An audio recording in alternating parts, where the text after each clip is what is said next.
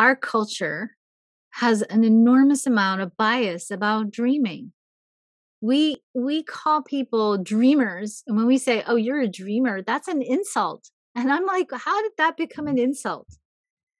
We have gotten so deeply entrained and conditioned by logic and linear thinking that we think that if somebody has a dream and they don't know how to implement it, that it's a worthless idea. The world is what it is because everything that is in tangible form in front of us started first with a dream. Everything on your desk in front of you, or your phone or your iPad or whatever you're listening to or listening with, got here first because somebody dreamed it into existence. We don't know which of the dreams that are being held by the dreamers in the world right now are going to be the dreams that hold the keys and the cues to the solutions to the challenges facing humanity today. Dreams begin the construction of the template of a new world of possibilities. If we're not dreaming, we're shutting the door to the fulfillment of the future. If we're not dreaming, we're not leaving the door open to something new, something more beautiful, something evolutionary and revolutionary. We need people to dream. It's the dreamers that keep the portals of creativity open so that when we need to go find those solutions to challenges that we can't figure out on our own, those portals are still open and we can travel there and we can let the synchronicity and the magic reveal the next right step to us. Because you know what? We're just artifacts of divine mind. Divine mind knows way bigger than us, way more than us, what the next right step is. It is my personal belief that every community should have a community sanctioned dreamer.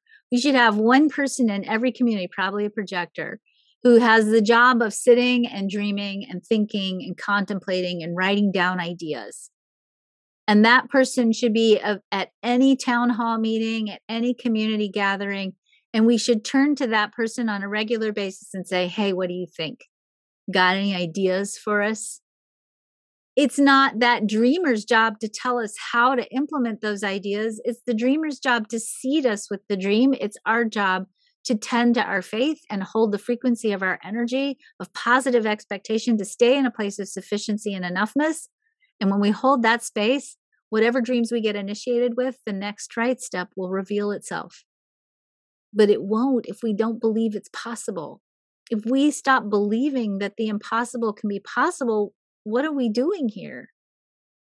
We have to dream. It's the most important thing for us to do right now, especially when we bump up against big, terrible tragedies that we don't know what to do anything about.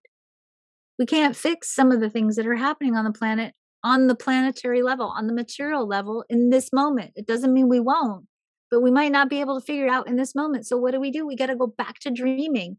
We have to dream of a world of peace. We have to dream of a sustainable world. We have to dream of an equitable world. We have to dream of justice. We have to dream of abundance. We have to dream of safety for every person on this planet, for every living being on this planet.